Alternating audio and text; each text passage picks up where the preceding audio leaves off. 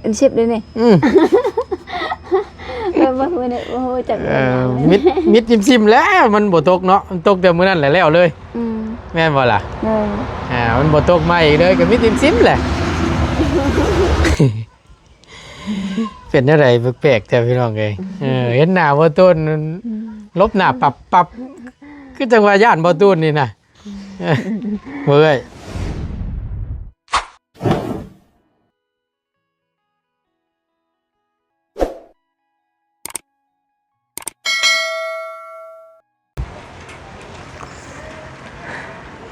เอาพี่น้องเอ้ยเปิดคลิปเปิดภาพอีกบัดนี้บ่ต้นก็ได้ขึ้นมาฮอดจอดถึงเด้อพี่น้องเด้อขึ้นมาฮอดเซโปนเป็นที่เรียบร้อยแล้วพี่น้องเนาะเดินทางขึ้นมาฮอดบางนึงนี่พี่น้องเอ้ยเป็นเวลานี่ก็3:00 นปลายละเนาะเอาก่อนอื่นพี่น้องกราบทักทายสบายดี FC เบิดสุขุสุคนเด้อพี่น้องเด้อบ่ว่าสิอยู่ในและก็ต่างประเทศก็ยินดีต้อนรับเข้าสู่ช่องประธานปองชาแนลคือเก่าเนาะพบเจอกันพี่น้องเอ้ยในคลิปนี้กับผู้ดีทั้งบ่ต้นก็ได้ขึ้นมาฮอดจอดถึงก็ได้แวะเข้ามาหาทั้งน้องเจดีเพิ่นอีกรอบนึงเนาะหลังจากที่เพิ่นขึ้นเฮือนใหม่ไต่เฮือนงามแล้วช่วงนั้นบ่ต้นก็ขึ้นเฮือนวิทย์แล้วก็ลงบ้านเด้อพี่น้องเอ้ยเนาะแล้วก็มือคัดมาแล้วก็คือจังว่าเกิดเรื่องที่มันบ่ดีแท้ๆพี่น้องเอ้ยเนาะบ่ต้นก็สิเข้าไปอัปเดตเบิ่งก่อนจักหน่อยนึงเนาะเดี๋ยวเบิ่งชมน้ำกันนะพี่น้องเนาะบ่ว่าทั้งอีหล่าเพิ่นสิอยู่บ่หรือว่าจังใดการหลายๆเรื่องหลายๆราวพี่น้องเอ้ยคือจังว่าเห็นทั้งแม่น้องของมีแม่ของอันนี้แม่ตู้ของน้องเจดีคือจังว่าเป็นลมเป็นแรงพี่น้องเอ้ยจักแม่นเป็นแบบใดเนาะพี่น้องทั้งบ่ตูนบ่ฮู้ดีเพราะว่าทั้งบ่ตูนบ่ได้อยู่นำเหตุการณ์ที่มันเกิดนะพี่น้องเอ้ยคือจังได้ยินข่าวแม่น้องเจดีคือจังว่าให้แต่ว่าจะเป็นพี่น้องเอ้ยผัวจะกลับมาอยู่นำบ่หรือว่าจังใดเนาะเดี๋ยวบ่ตูนจะเข้าไปถามเบิ่งก่อนว่าเป็นจังไดหลังจากที่เพิ่นได้ขึ้นนอนเฮือนใหม่เนาะไต่เฮือนงามได้โชคลาภอยู่บ่หรือว่าจังใดพี่น้องเอ้ยเนาะไปเดี๋ยวเข้าไปเบิ่งไปชมนํกันพุ่นละเฮือนใหม่เฮือนงามอีหล่าเพิ่นเนาะบ่ว่าสิอยู่บ่หรือว่าจังใดเดี๋ยวเบิ่งชมนํกันเด้อพี่น้องเด้อเนาะขึ้นมาเด้อ FC เนาะแจ้งให้รับผู้นํกันมาถึงเซฟโปนแล้วเนาะเป็นกำลังใจเบิ่งคลิปให้เด้อพี่น้องเด้อ ไป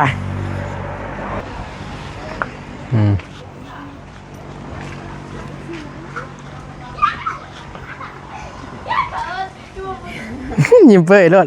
ก็จะว่ายิ้มเปื่อยรถบันนี่นะเป็นอะไรอยู่ดีมีเฮงสบายดีปันได้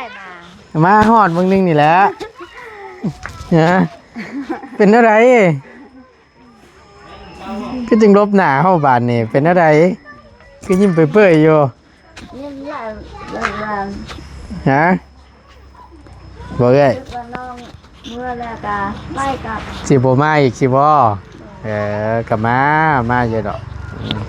เอานิบไม่เนี่ยสักหน่อยนึงเรียนนี่ใช่ล่ะเพิ่นเจรีอยู่ใส่อยู่เพื่อนบ่เป็นจังไดขึ้นเฮือนใหม่นอนม่วนอยู่บ่นิบเจือเดี๋ยวมันจะรุดนั่นแหละโอเคนึ่งเข่าบ่นึ่งเข่าแรงฟันกลุ่มอยู่พี่น้องเลยได้ยังกินแรงกินหน่อไม้จะดีนะจะดีไปหาหน่อไม้จะดีไปหาหน่อไม้ได้หลายเติบบ่ได้4-5 น้องได้4-5 นอก็ได้หน่อยแกมันบ่ลายเดี๋ยวนี้ฮะ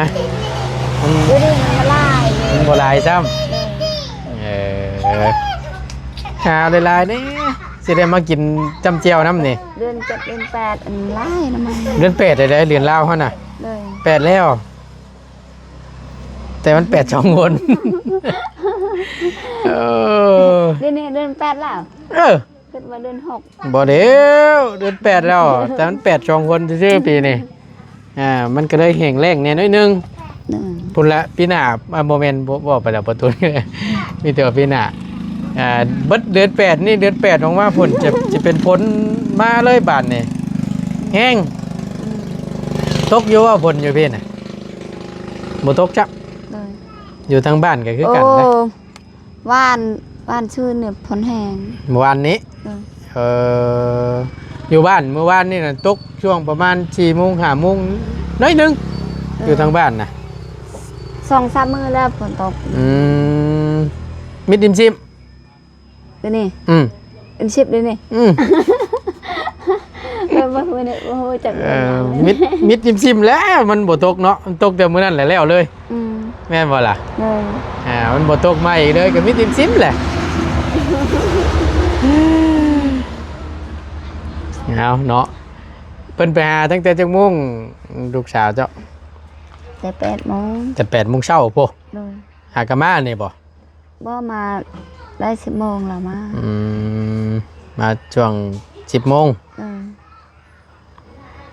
ต้มหรือแกงหน่อไม้นี่ ต้ม ต้มเอา เออ หน่อไม้ไล่บ่ เออ หน่อไม้ไล่หน่อไม้บงนี่บ่ไข่อยู่ดอกซั่นแซ่บอยู่ดอกเนาะ เป็นอะไรแปลกๆแต่พี่น้องเอ้ยเห็นหน้าบ่ต้นลบหน้าปับคือจังว่าย่านบ่ต้นนี่น่ะเฮ้ย บัดอยู่เนี่ยแต่ได้ยินเลยเสียงไผคือว่าเสียงลาว บ่ ๆเลยบ่เห็นแบบว่าน้องมาทาง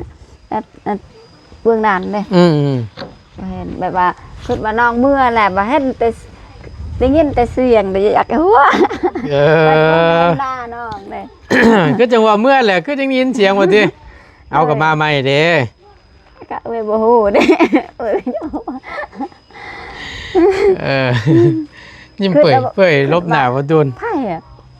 เฝ้าความลาวอยู่เทั้งเฮือนเนี่ย อืม บัดเบิ่งน้องอยากหัวแหละ มาแล้วติ น้องมาแต่บ่ฮู้เด้บ่ได้เห็นน้องมาแต่ยินแต่ นะ เสียง ขี่รถจักรมันก็นี่บ่เห็นบ่ เลย รถใหญ่เอามาบ่ได้สภาพมันขาด บ่บุญกะรถจักรรถใหญ่ แม่นพากันขี่รถใหญ่มาแล้วก็พอดีจอดไว้อยู่เฮือนเด้ เล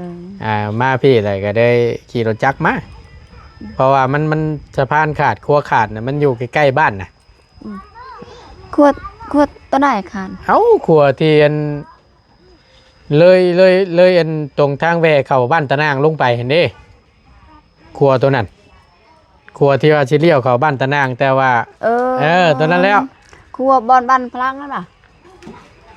พอลองบ่อยู่นั่นน่ะ เลย แม่นบ่ นอกอัน แต่ ทางแวอีกนี่มีทางแวอีก ที่ว่าเฮาขี่ลงไปแม่นบ่ มันสิมีอันที่ว่าเฮาสิเลี้ยวเข้าบ้านตะนางหั่นเด้ครัวตัวนั้นแล้ว บ้านพลังน่ะ นั่นแหละ ทางแวบ้านตะนาง เกยนั่นแหละตอนนั้นแหละเรียบร้อย ขวดตะนั้น แต่เขากำลังเร่งมือซ่อมแซมที่เพิ่นเฮ็ดทางอันลงลุ่มอยู่เพิ่น ลุงนุชว่า นี่ขวดแบบคำทางใหญ่นี่เบาหัก ครัวทางใหญ่หั่นแหละ ทางใหญ่ ทางใหญ่เลยทางลักเลยนี่วังครัวตัวนั้นแหละอันตัวที่ว่าเลี้ยวก่อนสิเลี้ยวเจ้าเอ้ยเนาะ มาตอนใดมาเมื่อกี้นี่เด้ได้ยินแต่เสียงแล้วเปล่าไผเด้ติหากันมาฮอดเด้สบายดีนั่งพี่ก็ได้ล่ะมาพี่ก็ได้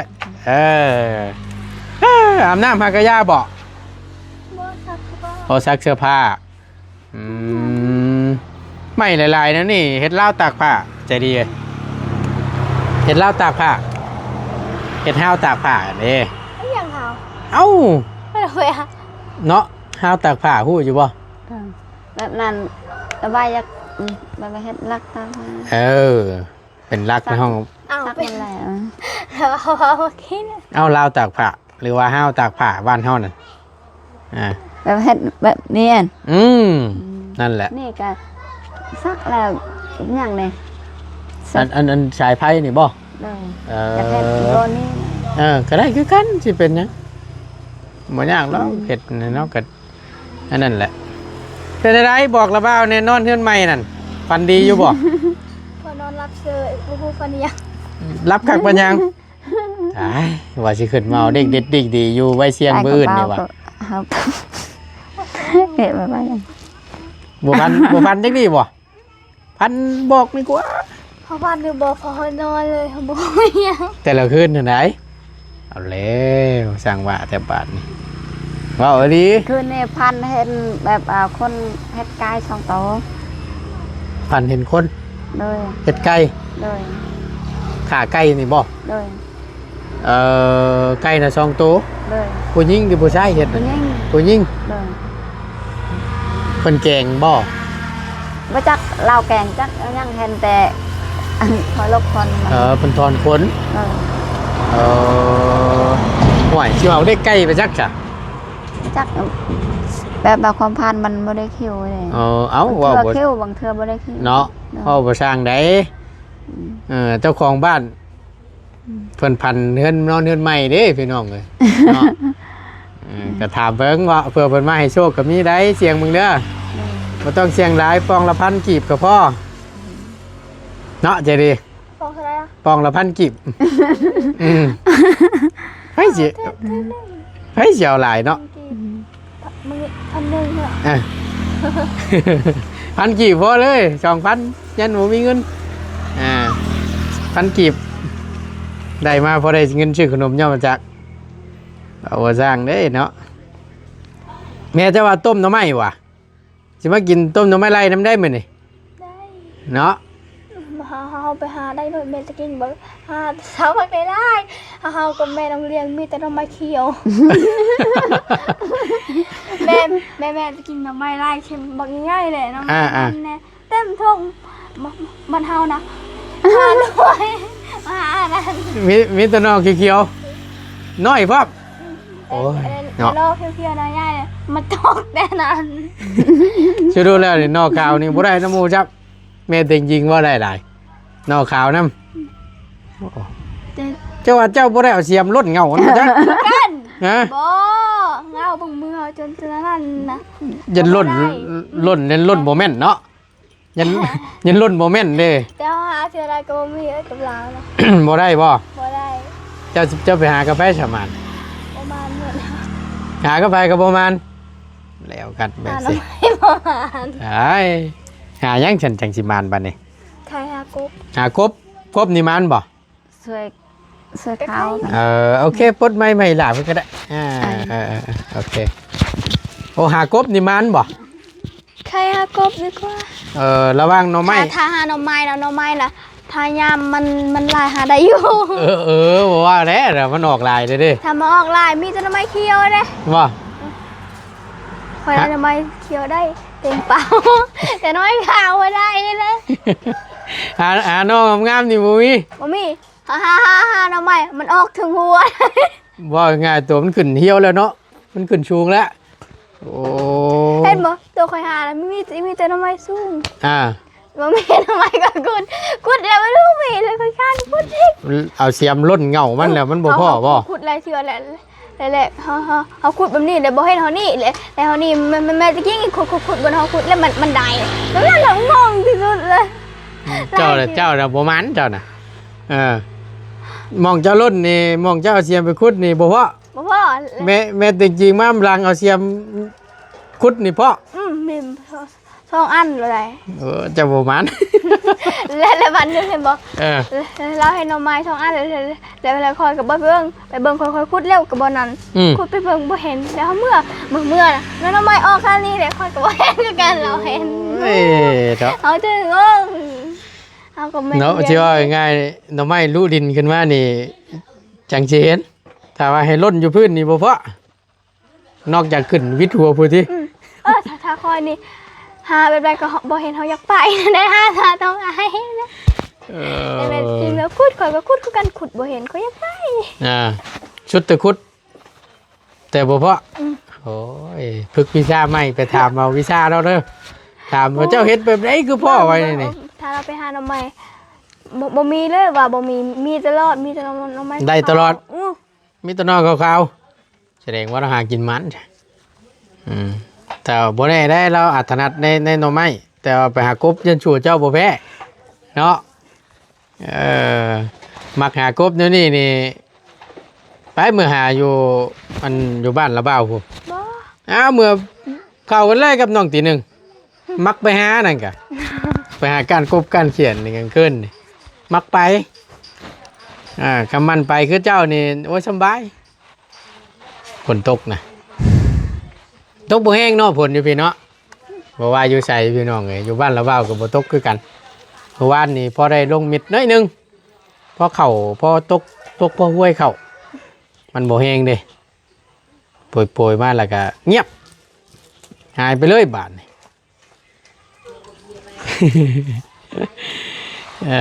ก็ยังว่าอยู่ใส่ว่ามาถามมันข้าวก่อนเป็นจังใดขึ้นเฮือนใหม่เฮือนงามว่ะ หน่อไม้แม่ตะกินมือแม่ตะกินบอกหน่อไม้นะแล้วบอกแล้วแกงเนี่ยแล้วทอดเนี่ยแล้วบอกพอเท่าไรลายมีแต่หน่อไม้ข้าวแล้วบอกแต่เราไปเลยแล้วว่าถ้าหน่อไม้เคี้ยวเขาอยากได้คอยไม่อยากกินแล้วว่าอยากกินหน่อไม้ขาวแล้วว่าจะแกงทั้งแกงทั้งต้มทั้งพัดหน่อไม้เคี้ยวก็สิเป็นหยังเก่าๆมาเฮ็ดแล้วหน่อไม้เคี้ยวแล้วเราบ่มีจักอันนึงก็บ่มีเลยมีแต่หน่อไม้เราขุดขาวๆตรงนั้นมีหน่อไม้ใหญ่พอน่ะมีหน่อไม้มันเอาพี่หัวนี่แต่หน่อไม้เหี่ยวแหละโอ้ยตายแล้วหน่อไม้ลายแน่หน่อไม้ลายมันเราขุดมีแต่งามๆบ่คร่าวๆเฮาก็ไม่ต้องเลี้ยงนะแม่น้องเลี้ยงคือกันบ่มีแม่น้องเลี้ยงคือกันบ่บ่มานคือกันบ่เรากะไปหาทั้งใดล่ะพุ่นอยู่ลำดินชมพูพุ่นไปทั้งใดทั้งนำดิขึ้นพุ่นเลยเนาะเลาะพุ่นเลยเนาะเฮ้ยอะไรเอ้ยบาดเพิ่นบ่ให้กะเพราะว่าเพิ่นดินนี่ก็ลิ้นโยพี่น้องเอ้ยเนาะนั่นแหละก็จะโอ้นี่บ่แม่นบ่นี่น่ะใช้เบิ่งมีแต่น้องไม่เคี้ยวค่อยผลงานเพิ่นไปหาบ่เป็นหยังหรออ้าวแม่เขากินแล้วถ้าได้ยังเหลือซี่นอนี่ตัวนี้น้องไม่ข้าวแม่เขากินแล้วน้องไม่ไล่อย่างนี้นะตัวนี้น้องไม่บงบ่ล่ะมันจะเป็นไม่บงเนาะตัวถ้าจริงนะได้หลายกว่านี้แม่นบ่ได้ลายอยู่แม่เขากินได้4-5 โลเอามื้อหน้าเอาใหม่เด้อมื้อหน้าเด้อว่าสิมาซิมหน่อไม้นำเพราะว่าเดืออยู่4นอคอยน่ะตั้งแต่คอยเกิดมาบ่มีเลยหน่อไม้ง่ายๆบ่ขาวๆนะไปหาแต่ละเทื่อบ่เคยได้บ่มีแต่หน่อไม้เขียวได้อยู่ถ้าหน่อไม้เขียวบางเที่ยวคอยได้ก็เต็มกระเป๋าไปขายอยู่ถ้าหน่อไม้ดุมชำนีเลยหน่อไม้หยังนะหน่อไม้ไผ่บ่หน่อไม้มันมีน้ำนะหน่อไม้ไผ่ได้บ่แบบนั้นได้อยู่แต่ค่อยขุดบ่ได้เพราะตอนนั้นยังน้อยเลยบัดนี้สิได้อยู่ดอกบัดก็ยากพออยู่นำบ้านอะไรไปหาอยู่นั้นเพราะมันหลายเอาแล้วช่วงนี้มันก็อยากย่างหน่อไม้ข้างนั้นเขาไว้ให้เอานี่ช้ำนี่อยู่ช้ำเช้าดิหน่อไม้ยังใหญ่แท้หน่อไม้ยังคือใหญ่แท้ถ้ามึงแม่ค่อยว่าเอาลิ้นน่ะเป็นหน่อไม้ยังหน่อไม้ไผบ้านบ่แม่หน่อไม้นั้นหน่อไม้ไผเมื่อกี้นี่หน่อไม้ไผบ้านฮะหน่อไม้ไผบ้านหน่อไม้ใหญ่สุดนะลำใหญ่ๆนะมีน้ำนั่นแหละเกยแม่นบ่เพิ่นบ่ให้เอาข้างนั้นเขาบ่ให้เอาข้างนี้เขาให้เอาเพราะว่าข้างนั้นเขาจะผียันเขาเห็นอะไรอย่างเขาพูดกันถ้าเอาหน่อไม้นะ10 ล้าน20 ล้าน100 ล้านอันหนึ่งเขาไหวได้ยินเขาเอานะแท้เขาบ่ให้เอาข้างนั้นมีเท่านึงคนเอานะเขาอันนั้นเพิ่นใหม่ใช่บ่โอ้หน่อไม้เพิ่นบ่ให้เอาถ้าเอานี่เพิ่นสิใหม่นอ1 10 20 ล้านพู่ได้ยินเขาบอกตัวพวกข้างนั้นเขาบ่ให้เอา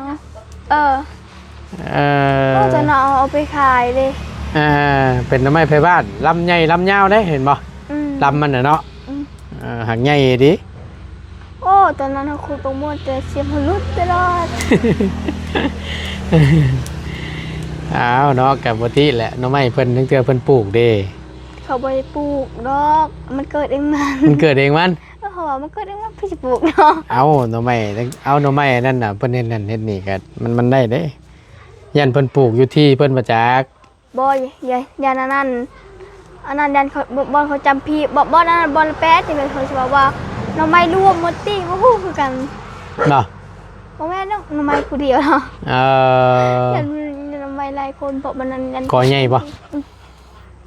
จะก่อ พอน้าบ่าวเบิ่งนี้เขาฟังเขาบอกบ่นี้น้ามันบอกครั้งนั้นนะเขาบ่ให้เอาแต่ครั้งนี้เขาให้เอา เนาะ แบบนั้น เพิ่นห้าม เราเข้าใจบ่ เข้าใจอยู่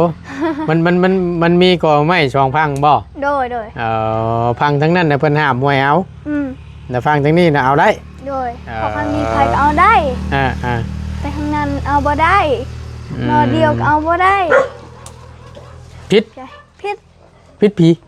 บ่ฮู้คือกันเลย พิษเจ้าของเพิ่นแหล้วเนาะ เอาเนาะก็บ่ตัวใดมองใดที่เพิ่นบ่ให้เอาเฮาก็บ่ต้องเอาเอามองที่มัน และอยู่น้ำบ่อนั้นน่ะมีปลาดุกปลาย่างบ่หลาย บ่ ๆถ้าเฮาเทื่อนึงไปสอนก็ได้หลายอยู่ อยู่ไสอยู่ไกลบ่ ไกลตึบ บ้านหยัง ปลานี่ซุ บ้านหยัง อ้าวเท่าโรงงานเฮาเด้อันนั้นครั้งนี้ ถึงโรงงาน บ่แม่นเท่าโรงงานนี่ครั้งนี้อีกโอ้มันนั่นมันหก โอเคงบ่ห่วยโอ้เพิ่นปลาลายนี่ แต่มีน้ำเนี่ยบนนั้นมีนมมาใส่ ปลาลายนี่ชื่อมองไปใส่รถเป็นหยัง โอ้โหเขาเสนอเห็นไปบอกเขาอยากซ่อนนี่บ่ได้นะเขาครบน้ำหมดออกมาดีเนี่ย โอ้ยกู เขา ได้ ได้ แล้ว เขาได้ตามมันไม่ได้เลยบางเทื่อเขาได้เต็มมันนั่นเต็มกระตาเต็มมันนั่นเลย ปลานะโอ้คือมันแต่ โอ้โหคือกัน บางเทื่อแม่เสาลามันได้ เชื่ออยู่แม่น้องดอกแคนเราไปยามไรบ่เคยขาดได เสาลาคือกัน แล้วว่าพ่อยามใดนี่บ่ได้กินน่ะน่ะปลาแล้วน่ะปลาข้อปลาลูกบ่ คนบ้านนองแดงไปหาบางเทื่อกับแม่ค่อยบางเทื่อค่อยมือนั้นนะค่อยกำลังเลี้ยงไปหาตอนค่อยยังนอนแม่กับแม่ค่อยให้อยู่เพื่อนแต่ค่อยจะไปหา บ่ กะได้รายเติบอยู่แต่ เบิด แต่ปีก่อนนะ เขากำลังเลี้ยงไปหา เอาไม้เด้อบัดนี้ มี นะ แต่สองคนเขาเด็กน้อย เอาไม้บัดนี้ใหญ่แล้วปีนี้ไปหาไม้เด้อเอาหน่อไม้พี่น้องเอ้ยเนาะกับช่วงนี้ก็คือว่าแล้วยังบ่ค่อยออกลายเพราะปานใดเพราะว่าฝนมันก็บ่ค่อยตกปีปานใดนะมีแต่ว่าพุ่นละหากินหาขายคือเก่าเนาะเดือน ยามคายยามเข้าสุกแล้วคายได้ก่อนมายามนั้นมันลาย ช่วงมันเด้พี่น้องเอ้ยเนาะมันก็มีแต่นี่แหละบาดนี้เฮือนชานก็แล้วตัวบ่ดีแล้วก็ลำลงชีวิตเนาะ นี่ ก็ น้ำ หา ตัว รับ นี้ จ้างรับวานคือเก่า นี่น้ำตัวนี้ที่บันเทิงนั่นบ่นี่มันฮอดทั้งพี่ น้ำนะ เฟนอันนั้นน้ำตัวนั้นมันกลัวหัวเขานะ อ๋อน้ำมันท่วมมันบ่อยู่ในนี่บ่ บ่แม่นมันเถอะเขามันฝนตกเนี่ยมันน้ำมันไล่ตอนเช้านะเฮาอะนะเขาว่าอย่าไปเล่นเด้อน้ำเป็นน้ำมันนั่น มันสิพัดเจ้าไป แล้วเราเลี้ยงแต่ว่าได้กินเลี้ยงเราก็ไปอาบน้ำลึกถึงหัวฟูเกือบพอตายเอาแม่นเกือบพอตายแต่กิ้งแล้วเลี้ยงแต่โดนอยู่จะเจ้าฝนเราญาติคือกัน อยู่ในนี่ นั่นอยู่บนนั้นน้ำแบบนี้คือกันบนนั้นน้ำ แต่ เป็นนั้น ไปลินเทิงพุทธช่วงน้ำมากนะพังว่าเนาะหน้าฝนช่วงน้ำมันหลายนี่ แต่กิ้งนะจับเชือกก็ค่อยนะยายแต่ค่อยตอนนั้นน่ะน้องเลี้ยงนะที่จับมันนั่นจับกล้วยค่อยเห็นบ่เอากล้วยอะไรจับนะค่อยยาน้องเลี้ยงอันนั้นน้ำผัดแล้วค่อยไปหัวของทุกพี่แล้วค่อยที่บ้านก็นี่ค่อยนะ น้ำมันได้เด้เนาะปกติ แล้ว แล้ว ค่อยจับกล้วยเลยค่อยยาน้องเลี้ยงน้ำผัดน้องเลี้ยง แต่ระวังกันแหละเนาะถึงชิ้นใหญ่ชิ้นน้อยก็คือว่าอะไรแต่น้ำมันได้แห้งน้ำมันดึกนี่ก็ แต่ตะกิ้งจับเชือก รอด ที่กัน ระวังเด้อดินน้ำดินในเด้อ เธอมันหาลาบ บ่กล้าดินจับน้ำผัดแล้วว่ากันเกือบตายด้วยนึง แต่กิ้งไว้อย่าบอกเรื่องแม่คอยก็ปล่อยจังเลยเราให้แต่เขาไม่ได้บอกอีกอย่าง ปิดเลย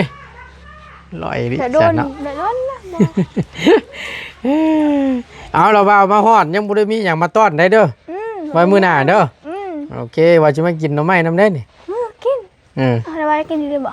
ก็พูดแล้วบ่ได้จังกิน อ้าว ให้มันเจ้ากินดีมก่อนแล้วบ่าวสิกิน อ้าวกินเดี๋ยวนี้ มันมีอยู่สี่เนาะกินโว้ยว่าเจ้ากินเบิดก็เบิดแล้วเนาะบ่ไว้วันหน้าเด้อโอเควันหน้าเดี๋ยวจังชูเราบ่าวกิน มื้ออื่นสิไปหา เจ้าสิไปหาบ่าวเพิ่น กับมื้อแน่ว่าสิไปหา โอเคเดี๋ยวเราบ่าวสิหาเนี่ยมาเล็ก ยัง เอาอีหยังก็ได้มาเล็กเอามีเอาขนมก็ได้มาแลกกันเฮาเจ้าหน่อไม้เราบ่าวขนมมาเจ้าก็ได้า เป็นไม้เขียวได้บ่าวน อยังก็ย่านะเกี่ยวข้าวก็ย่ามันดอกเอามาต้มให้มันชุกกินได้แต่เป็นพ่อรด หน่อไม้นี่ค่อยหา แล้วว่าบ่เลือก ยอมเลย เออ ค่อยหาบ่ได้แท้ไม่ค่ะ โอ ถ้า เค เห็นหน่อไม้ แล้ว ถึงคู่ว่าเพิ่นยำหน่อไม้ได้อยู่ อัน ถ้า นั้น ยำ อันนั้นน่ะมันเหลือแล้วนะดุนขึ้นจุงๆวิทัวแล้วนะเก่า ก็เห็นอยู่แล้ว เอาได้แต่ยังทำไมข้าวขุดนะบ่มี เอาโอเคสละเลยไปอยู่ดีมีแห้งเราว่าแล้วแหละโดยมาฮอดแล้วพี่น้องเอ้ย เอาอะไรละมาได้บ่ มานำคือการขึ้นมา3คนมาดับมันไม่ดับเปล่า ถ่ายได้มา บ่าวบุญบ่าวบุญวันปลากับบ่าวได้พังขึ้นมาขี่รถจักรมาหัวมันขาด แล้วบ่าวที่รู้จัก ขี่รถจักรมาได้มันขวานไปบ่ได้แม่นบ่ล่ะมันหักเนาะไปเบิ่งว่าหน่อไม้เลยจู้ไฟใส่สีหน่อยแต่ว่าต้นกินน้ำพี่น้องเลยเนาะเอาอยู่ดีมีแห้งพี่น้องเลยว่าต้นขอตัวลำลาก่อนโชคมันลำด้วยเลยพี่น้องเด้อสำหรับคลิปนี้ไปแล้วสบายดีเด้อ